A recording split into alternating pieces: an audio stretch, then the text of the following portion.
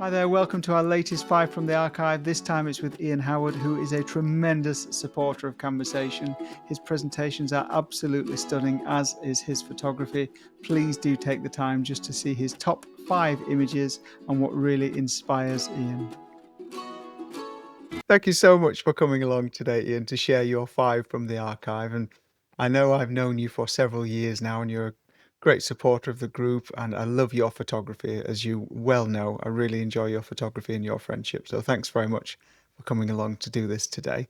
And before we get started with your 5 from the archive, would you mind just giving us a little bit of information about yourself, your background, your photography, sort of how you got to where you are now, really, Ian, if that's okay?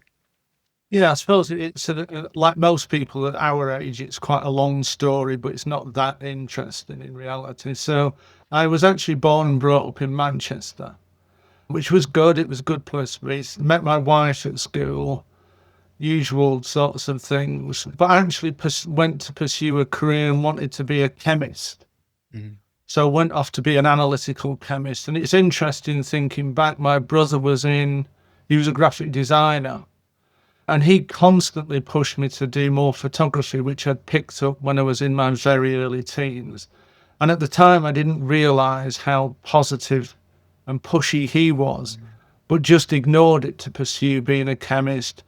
Went off and did a chemistry degree and then moved down to East Grinstead and started as an analytical chemist, but realized that wasn't going to get me very far. So I actually became a production manager in the pharma industry. Still doing photography at that point, but only quite casually. And I think I started off with a Zenith camera initially, which was good. It worked well for me. I always wanted a Pentax camera. All good photographers then seem to use Pentax cameras.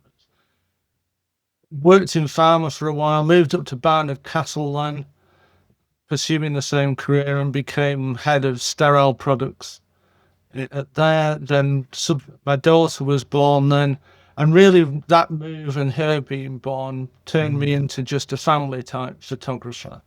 We then moved down to Sandwich in 2002. She was obviously older then. Things became a bit more leisurely, as you'll know, having a young son and how demanding they can be. And that's actually when I decided to get back into photography, and everything had moved to digital really then. So I actually thought I'd taken it up initially and then realised I had no outlet for this. I was just filling up disk space, which is pointless. So I joined a camera club and joined Deal Camera Club, and that worked really well for me. It gave me an outlet, gave me a route for my photography and a place to get feedback and develop some sort of style and approach to photography. I used to found it quite difficult because people always used to come back at me and say, "Oh, yours are good." And I'm thinking, well, you don't know which ones are mine. And they go, "It's really obvious." Well, how can it be And now I realise why it was really obvious. But at the time, it didn't register with me. But it was an interesting journey through the camera club type approach. And I think Camversation does a good job for that for people as well, in the fact that you do need an outlet and you do need some sort of feedback and encouragement and space to grow and get things wrong. But for years, I were pursuing the praise and the scores of judges, and I was very much of the view that that's not the way. For me, that's not the way to go. It stops you being the photographer that you are. And I think I came to the conclusion that we can share and teach and encourage people as much as we want, but they'll never see what you see. So I found it then quite odd, the fact that this pursuing judges praise and what the judge wants, coupled with how few speakers actually ever told me anything that was of any use. So likewise, as time's gone on and I've moved into judging and into doing talks as I have done on Camversation, I do my best to give up as much as I can of what I know. Whether people find that any use or not, that's questionable, and they can do with it what they wish. But at least I feel as though I've tried to do something, because at the end of the day, we'll walk into the same space and neither of us will see the same thing. And that's what makes it such a good art form for me. Yeah. So I suppose that's my photographic journey. And as we've discussed in the past, that I find it quite odd, the progression through the photography journey, really. And so to that end, did write myself a bucket list of things that I wanted to achieve over time. And initially they were quite small, simple things, but it's grown and developed as it's gone on. And I do find I drift into imposter syndrome. Mhm. I always have Mhm. a real panic when I'm judging in the fact that the first picture goes up and I've never seen it. And you think nobody's going to listen to my view on Mhm. this, but then quite quickly get over it. But I did find from a personal perspective in the photography space that I needed to go forward in iterative steps and not too Mhm. quickly. I'd quite early on got nominated in digital photography, Digital Photographer of the Year awards, and we went to the ceremony at Richard Branson's place. And my wife and I got there, and I was expecting it just to be a few people. It was Mhm. huge. Mhm. And they started announcing the winners, and it was like, oh, he can't be here today because in Nicaragua was filming drug barons. Yeah. And it's like, at one point during the awards ceremony, my wife turned around to me and said, "You're way out of your depth here." And I remember Joe Cornish was one of the judges on the panel. So it was quite an illustrious thing. I've never been so pleased not to win something. I came third It's not in my bad. category, and I was really thrilled with not winning. Oh, So I'll it's do it. odd. So this actual for me is quite a next iterative step as well. So Mm. when people do ever see any of the talks, you get there with time, and I think it's something that's worth people trying and taking on if they feel confident with it. Yeah, thank you. I think the that notion of iterative steps is interesting because our culture at the moment seems to be almost a get the approach quick scheme, doesn't it? It's a fast track scheme. It's show me how to do what you can do as quickly as possible. And I think that notion of it being a craft and of it being step by step and learning slowly has moved out of fashion a little bit, hasn't it, in photography? I think so. I tend to suffer from imposter syndrome quite readily, only with photography really. I know my limitations on most things, but I quite often drift into being imposter in photography. So I have to do it in small steps. Mm, mm. But I think it's valuable. Thank you. Thank you. Do you also think, but with your sort of scientific background, if you like, Ian, do you think that that has played a large part in your photography? Do you see that kind of methodical approach to your photography manifest in the same way that it would in your with your chemist background? Oh gosh, that's an Big interesting. question. It is a good question, and I suppose in some ways, yeah, it probably does. I know the presentations that I do, I find quite easy to do because I've done a lot of corporate type Mm, presentations where you're pitching a strategy and you basically what you put it out there is to drive the business forward and secure jobs. So it's quite serious from that perspective, and it does get you into the right mind frame. mm, I know when I've put two talks together on philosophy, I've just built another one because the first one was so popular. I did actually try and introduce science into that. And I suppose it's something that you can't help doing. And mm, actually, it seems quite popular. I thought it was nonsense. But when I've given the talk and given the people have always been, oh, this is really interesting, and we'll go away and try it ourselves and see what we look like. So really mapping out what you are as a photographer, whether it's of any value or not, or just a bit of fun, I don't know. But at the end of the day, we're supposed to be enjoying photography. So yeah. if it's just a bit of fun, then it's not a bad thing. No, not at all. Well, I know we've already organised you to come and share your philosophy of photography talks with us as well in Well, the but future. everyone So, can judge me then on that. yeah, absolutely. Come along and judge you live. Yeah. And actually, just going back to your previous comment before we get to your five, your previous comment of having an identifiable style, I think you do. I think you do. I think I could I look at do your now. images. Yeah. Well, it was interesting. It was only when I started to put these talks together initially, and I had a real eureka moment for me when I started looking at the images, and it does show up in the five as Mm, well. in the fact that in my view, I tend to photograph. I do like a lot of street and architecture and environmental street photography. But I tend to photograph a single person isolated in a space with a way out, which to me suggests deep psychological problems. And I don't go necessarily seeking that, but when I look at the images as a collective, you think there is a disturbing theme that runs through these. Yeah, I might have to edit out disturbing and just say theme. Well, maybe. It's disturbing for me. I think that's the only thing. Because when you realise that you are approaching things in a particular way, I think that's quite enlightening Mm. and quite interesting. And I haven't stopped doing it. I think it's helpful to know where you're going, where you're approaching things. Well, I think a lot of people, when they look back at their photography, I know I've done this as well. When I look back at my photography, I've been able to identify certain themes, and it has made me think about why I'm attracted to those themes so often, and why I walk past other things that lots of people photograph to go for those I kind of have things. worked that bit out as well. Hmm. Have you in yourself? You mean? Well, the thing, well, you'll come through in the 5 images because I Yeah, know the things that I go for that I can't help going for. yeah, yeah. It's interesting. I find it fascinating. Thank you. Okay, so we've got your image. So thanks very much for sharing this one as well. Please do take it away and talk us through this one.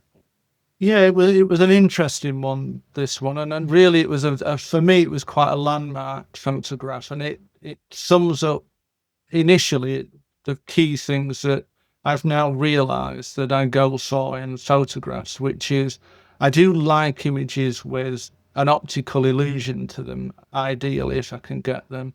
I like environmental street photography, which is also what we've got here. And I tend to like a single person trapped in a space in some way, shape, or form, which again we've got here.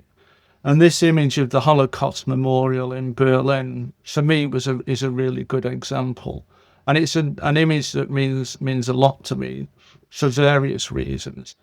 My brother, who tried to encourage me into photography, it was quite interesting that this won actually the Daily Telegraph Big Picture Award.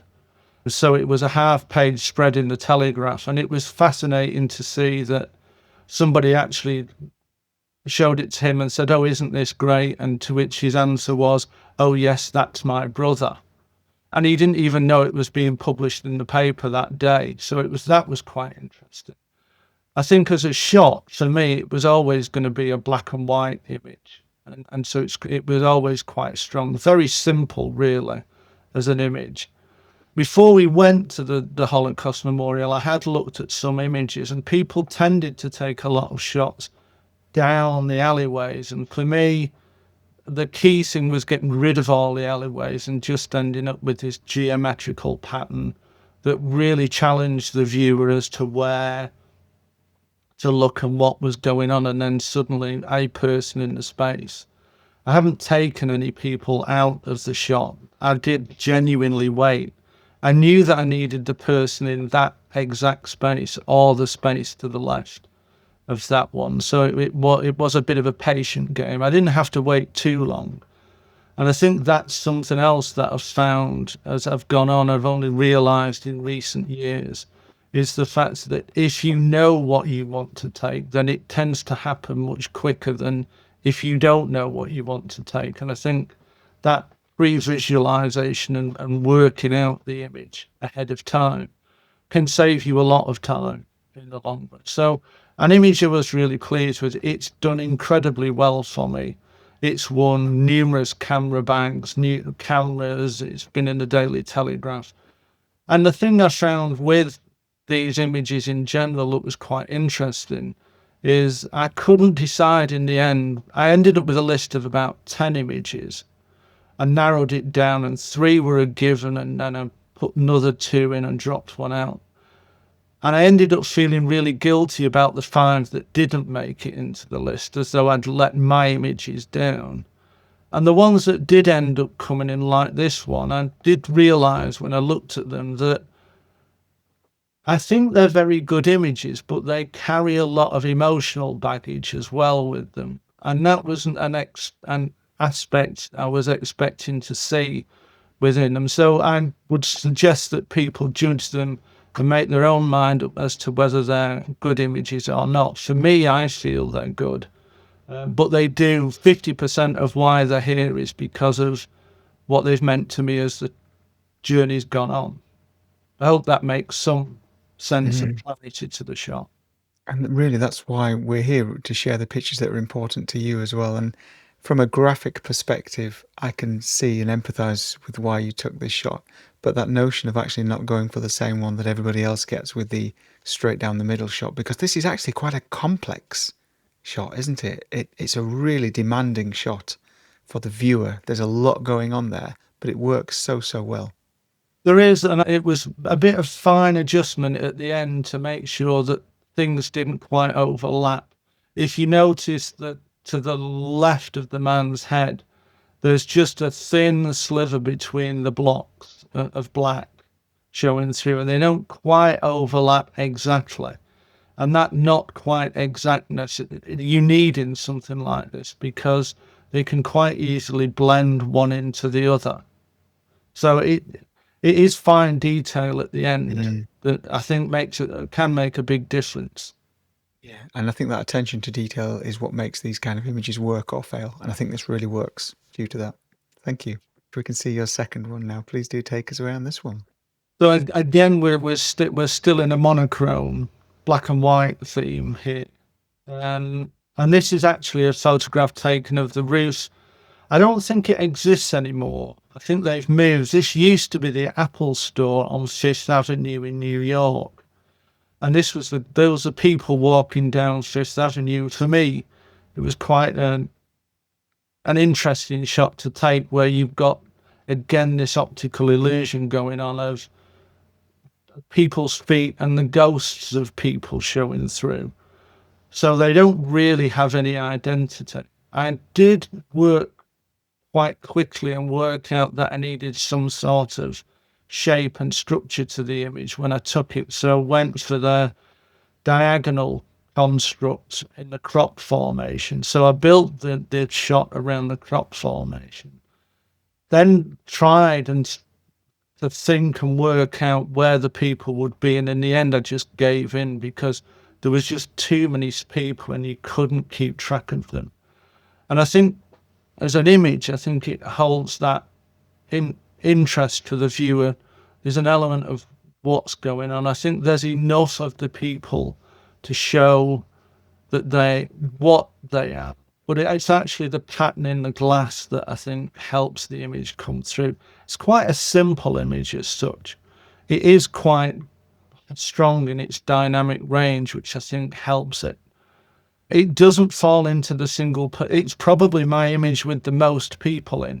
So from that perspective, it's quite a rare commodity within my portfolio of images, but one I was really pleased with, and I think it does seem to strike a chord with people. Again, it's been quite a successful image in competitions and what have you. And again, that was a bit of a landmark image for me because it developed on the Holocaust Memorial one and moved me on a little bit further. I was actually going to make a similar comment that you made about the fact it probably has the most bodies in any of the images that I've seen of yours. I get that. I get that one as well. I was just wondering here, was it from a visualization point of view, was it the fact that you could see the soles of people's feet on the glass that attracted you to it, or was it the shape or the light or the tone, or what kind of things really sort of attracted you to it to start with, Ian? So really, it was, and a good example is that the person that's probably at the very bottom of the screen. So there are feet, there is the hint of somebody, there is the hint of pattern of glass. And when I put it in for a competition, I did title it "The Ghosts of Fifth Avenue." And these people are all there, but none of them have got any identity. They've not got any shape to them. Literally, all you can see of them is their souls. That's going a little bit too deep, really, considering it's just a photograph. But there was an element of that in it, in the fact that they were shapeless, faceless people. And I did like that as an illusion and a statement. Thank you. And also in such an incredibly busy environment, it shows a bit of facelessness too, which I think is really fascinating. It's difficult to get people or the feeling of people, but without seeing people, which I think is interesting. Yeah, I did take a couple of other shots while I was there. There's a glass staircase as well, and it was quite interesting. The glass staircase didn't work at all. It was a spiral staircase. It's very similar to this. And I keep going back and looking at it as an image, the collection of shots that I took. But they never seem to hold the gravity that this one does. And I think it's the simplicity that anchors the whole image. Thanks very much. Really appreciate you sharing this one as well. We're ready for your next one whenever you're ready. We can see your third one now. It looks quite intimate in comparison to the previous one, so please do take this one away. Thank you. Yeah, I suppose we go back to the principles that I'd said my images tend to follow, and it's taken in Leake Street underneath Waterloo Station, which is a location plenty of people visit. And if you haven't been, then I would highly recommend paying a visit there. A lot of the street artists hang out there, and the work that they produce is excellent. And I was down at one Saturday morning on a shoot, and this guy arrived and just sat down, and he was clearly waiting for the others to arrive to do a new piece of artwork that you can see on that white space that they've created on the wall. So I took this shot initially and shot it much wider than it was now. I shot it with a 16mm lens, and it was an interesting one because it was one of the ones where I knew what I wanted to capture, but I didn't know how I was going to edit the shot. So I actually shot much wider than you would intentionally do because I didn't know whether I needed more on the left, more on the right, more on the top, more on the bottom. And it did teach me a very important lesson that we tend to crop much too tight when we shoot. We've got millions and millions of pixels on these cameras now. We don't need all of them. So we need to give ourselves a bit of breathing space. And for such a colourful space, you rarely ever see any monochromes in it. And it was a really interesting journey through the processing and developing of the image because I kind of knew what I wanted to say with the image and how I wanted to portray it. And to actually drive it from the initial shot right the way through to completion was quite a nice journey to go on. Again, as you can see, I've got a single person trapped in a space. The tunnel itself was much more lit than you can see, and I actually really darkened down that top section just to leave a thin illuminated strip to connect this end of the tunnel to the exit of the tunnel at the far end. So that was dumbed down, so to speak, quite significantly to try and create drama in the shot. I then did similar with the base of the shot to try and anchor it and really set a base to the image.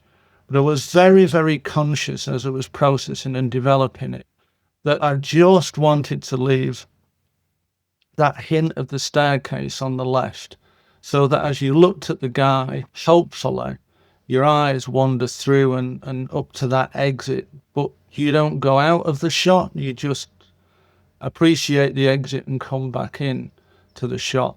So it was a very considered construct of a shot that I'd seen at point of shooting and shot with a view to editing it. And for me, it came together quite well. And I really do like the strength of the dynamic range in it. And for me, it's a strong environmental street shot. I do like incorporating street art and people and pulling them together. I think they create, and it's a really interesting dynamic between the two of them. And as a shot, I was really pleased with how it came out. And there are genuine real blacks in the shot. And I think sometimes you've got to be brave and go down that route and put some real blacks in a photograph because it does create that drama and tension within an image. Yeah, thank you. I think if we avoid blocking out areas entirely, then we also lose some contrast and some impact, don't we? I think there's a real fear of doing that in some clubs and competitions and things.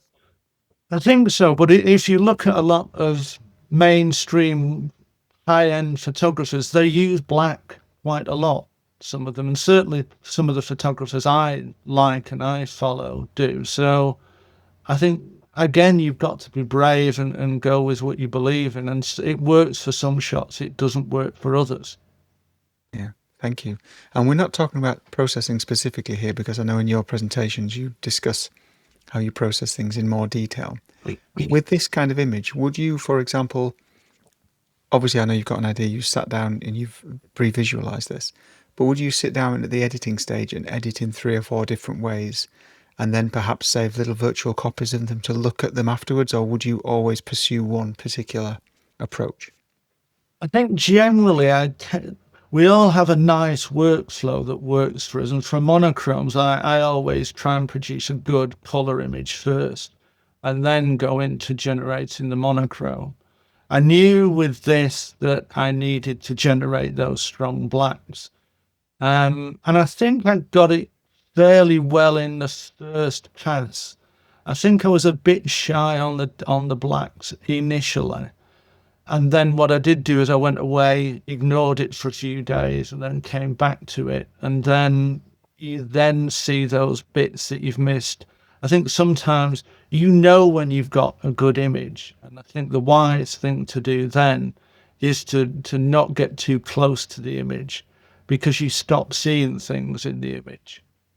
And you're desperately trying to make everything work.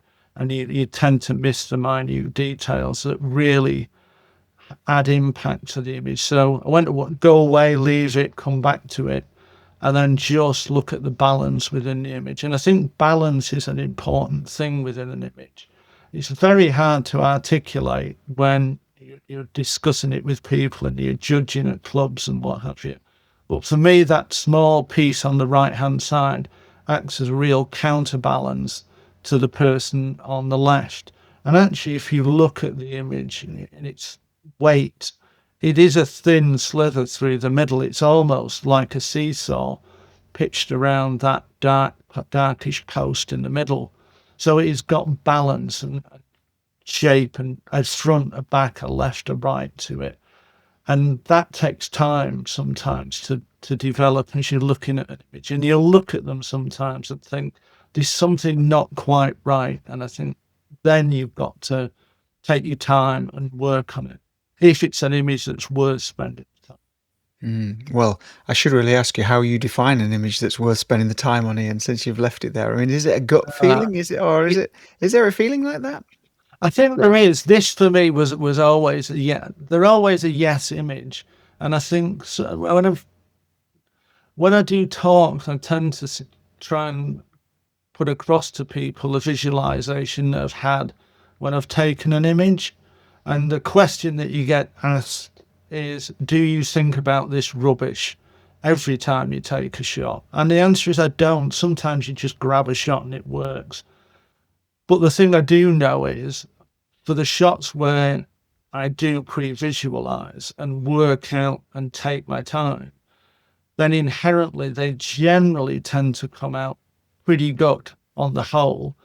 I find I get much less shots now than I used to, but my hit rate of higher quality shots is much better. I've just been on a shoot with Cambridge and didn't take that many shots, but I'm quite pleased with the quality and the depth of the images that I've got because the balance is right and I've worked out the space well. So I've become a slower photographer as time. I'm much more considered and much more visualizing the construct and what I want to say in an image. Yeah, thank you. Thank you. It's a great example of that as well. Thanks. I'm happy to move forward onto your next one. So again, another shot street art type one. So mine do follow a theme again, an interesting one of a single person in a space. And you'll notice there is a way out from on the right. This was taken near just off Brick Lane in London. And it was an interest. I'd check before I go to London if I'm going up to Brick Lane on the latest pieces of artwork that are in place, and it's quite easy to find out online. They don't last very long. I feel as though they make incredibly good backdrops for shots. Went into Brick Lane, found this, and made sure that I was getting myself set up. Did some test shots, worked out how much depth of field I needed, made sure the light balance was right. And I think I'd done 1, 2 test shots, and all of a sudden was aware of this guy coming in from the left-hand side, who I caught him out the corner of my eye and realised he was exactly the same as the guy in the mural on the wall. And as he's walking along, you're thinking to yourself, please, please walk into that space. Don't. And as he walked into the space, he quite literally grabbed his hat, similar. So it is the luckiest shot I will ever take in my life. And from that perspective, it wasn't lucky either, because I knew the space, I got my test shots done.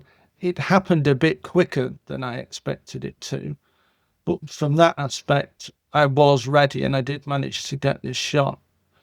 And again, a really good example, in my view, of when you are shooting street art, and it's something that's come, or street photography, come to my attention really over recent last couple of years, is how, for me, how incredibly narrow the window of opportunity is.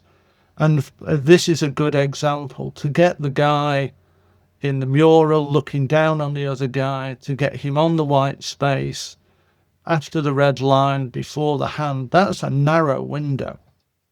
And then to get him with a broken foot, i.e. his foot in motion, his arm swinging, etc. That's one shot.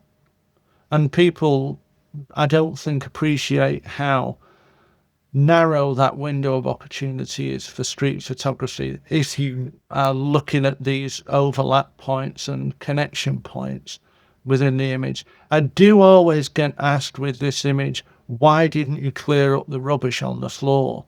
And I think I didn't clean it up deliberately because it felt part of the image. And then subsequently, I'm always of the view that, well, that's keeping you locked in that space, looking at that aspect of that shot. So clearly it's doing a job in there. Whether you agree it adds context and interest to the shot is a different thing. But a shot I was incredibly pleased with. And I think, again, it carries a huge emotional, personal baggage to it. I don't think I'll ever get that lucky again. And people always assume that it was a set-up shot with a model, and it wasn't. I think you talk about luck, and I understand that it is a lucky shot in some ways and a well-planned shot in others. But I agree, there is so much serendipity in this person, in this moment, in this movement, that it is a shot of a lifetime, isn't it? It is. The only thing I would, if I could have stopped the man, I would have asked him if he had a blue cap. Yeah, yeah.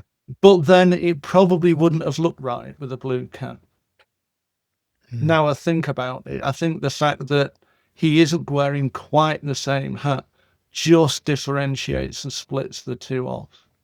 Yeah. And on that notion about tidying up the rubbish, I know there's a big debate in street photography circles about how much you manipulate an image, not you personally, how much an image should or should not be manipulated.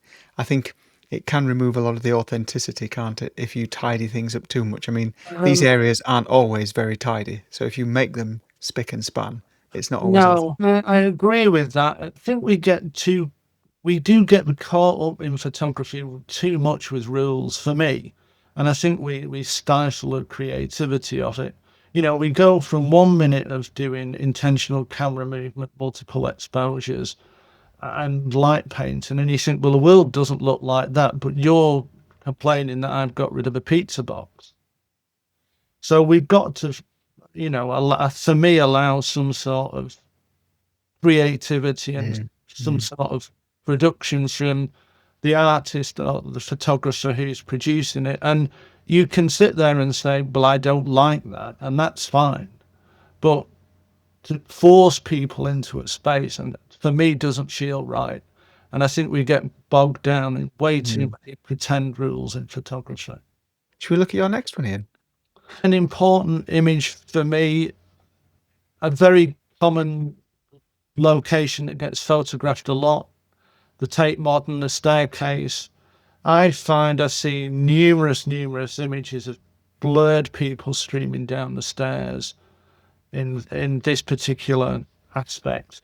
You've seen much more of these shots now, so it's quite pleasing to see. And for me, it was an important shot, and then it's one that I did discuss in a recent Camversation talk on black and white images that did then lead to other things. It was picked up on by Candia Peterson, who's the editor of the Royal Photographic Society magazine, and really based on this shot and that talk, she asked me to produce an article for the Royal Photographic Society, which was a real honour and a privilege to do. So again, this image is in because of the emotional baggage that it carries with it. Because to do such an article with this image really forming the mainstay of the article was quite important to me. As a construct, again, it does come back to that visualizing what you want to produce and what you want to say. There is a caveat though with this one. It was never meant to be a black and white image. It was meant to be a color image. And a lot of thought went into it, and you needed a single person. I even knew and positioned the shot such that the concrete post, handrail that comes up from the bottom left, and the two metal handrails, I actually got into position such that they all met at a single point. Then I knew when I got somebody on the stairs, I needed them at that point. So again, an incredibly narrow window of opportunity. Again, I needed and wanted a single person. I've not taken anybody out of the shot, but my original plan was to get set up, wait for the right person. And again, if you know what you want to take, you can construct the static pieces quite easily. You know that they're right, because I can't correct them in post-processing. It's then a case of waiting for the right sort of person to be there in that spot. So it's a one-shot shot. Put the image together, waited, and lo and behold, the person arrived. My original plan was then to follow as a colour image to make the top warm and the bottom bit cold, which is a theme that I'd stolen from the film Pan's Labyrinth, where all the above ground scenes are very warm and all the below ground scenes are very cold. And I processed the image up 90% of the way as a colour image and went away because it was working. It was really good and I was really happy with it. And then when I came back and opened it up again, all I could see was this big question mark. And thought, there's something more. It's more than the person on the stairs. For me, it's that graphic big question mark. So I flipped it to a black and white image and thought this could work, and then made the whole top section black. And it is black to the midpoint of the image on the right hand side, where you just start to see some light appearing under that staircase. So for me, then it took on a whole new meaning and a whole new level as an image. It worked really well, slotted quite well into the portfolio of images, and felt really solid. And it's been very well received generally. So that really is the journey of that photography and photograph. And I've got this one really to thank for allowing me to do an RPS article, and obviously Candia Peterson as well for inviting me to. The interesting thing, I mentioned Joe Cornish being the judge at the photographic awards that I went to, and feeling very out of place. The article after mine in the magazine was by Joe Cornish, which seemed quite ironic and a full circle journey to go through. I still think he's way beyond my abilities as a photographer, and if you're going to listen to anyone, listen to him, not me. But it was nice to be at least in the same company.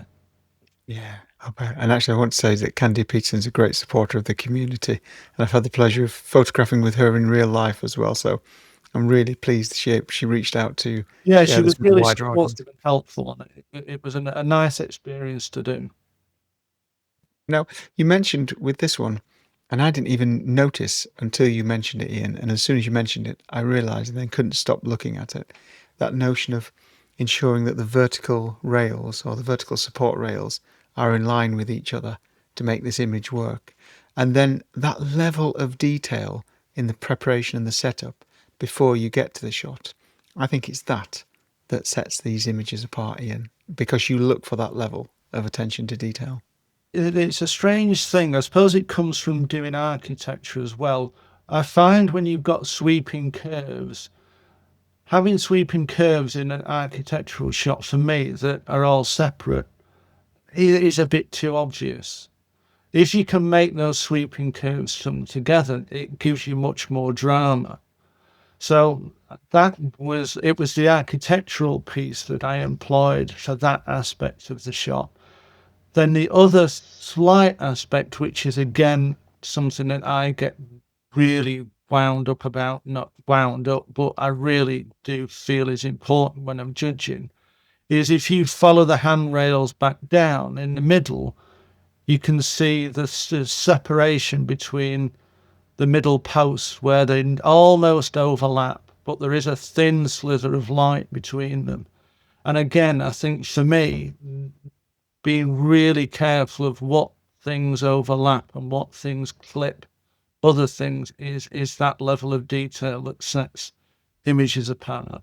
I mean, it's very obvious not to have that concrete line coming out of the guy's head as well, because if he was further back, that would occur. But by moving him on slightly and allowing him to be just that little bit further, then that resolves that. But the overlapping and things clipping one another, and I feel in a construct of an image can be quite important.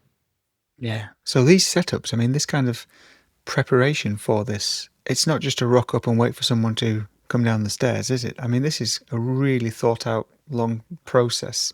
How long would you spend It's, getting into the right position with this kind of shot, Ian? in all honesty, about 2 years from the viewpoint that I do photo walks in London. I've done one-to-one coaching with people. Tate Modern's always a good place to go. So I'd been to this location a couple of times over a couple of years. And you hear of landscape photographers who, find a good landscape and then wait for the right time of year with the right light. And in some ways, I suppose it's no different. It is a landscape shot. It's just not of cows and a field. So Mm. I had time to work out the space, and there's an incredibly good shot there that not many people have had the fortunate position to capture.